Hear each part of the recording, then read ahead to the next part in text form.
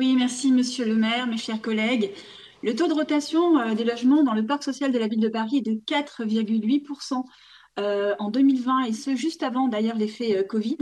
La crise sanitaire a encore aggravé ce manque de rotation puisque le taux a chuté pour un niveau de 3,9%. Mais comme j'ai dit, la crise n'est pas le seul facteur puisque ce taux était historiquement bas depuis d'ailleurs plus d'une dizaine d'années. Il n'a jamais franchi les 5%. Et pourtant, la création du comité interbailleur, la mise en place aussi de la bourse d'échange de logements sociaux n'ont pas permis des améliorations suffisantes en termes de mutation. Et d'ailleurs, tout comme le système de scoring, qui malgré d'ailleurs plusieurs ajustements au cours des dernières années, n'optimise toujours pas la gestion des demandes de mutation.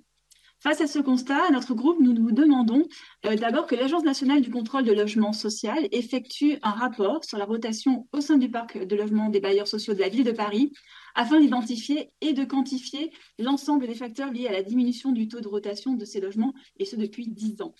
On vous demande aussi qu'un bilan de la bourse d'échange soit présenté en cinquième commission, que la ville de Paris mette en place aussi ce qu'on appelle le maintien du prix du mètre carré payé par les personnes appartenant notamment à la catégorie PLS.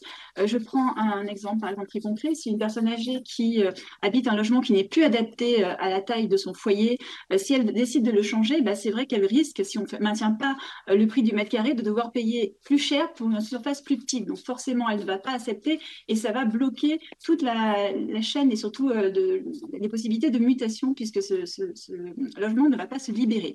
Et enfin, nous vous demandons aussi que la ville demande aux bailleurs sociaux de s'engager à soutenir et à encourager le parcours résidentiel des ménages en faisant la promotion auprès des locataires du parc social, les différents dispositifs destinés à accompagner la sortie du parc social vers le parc privé, en faisant notamment la promotion des différents dispositifs à l'accession à la propriété, en développant l'accession à la propriété au sein du parc social, parce que là, vraiment, c'est encore tabou de votre côté, et puis bien sûr aussi de promouvoir une aide personnalisée.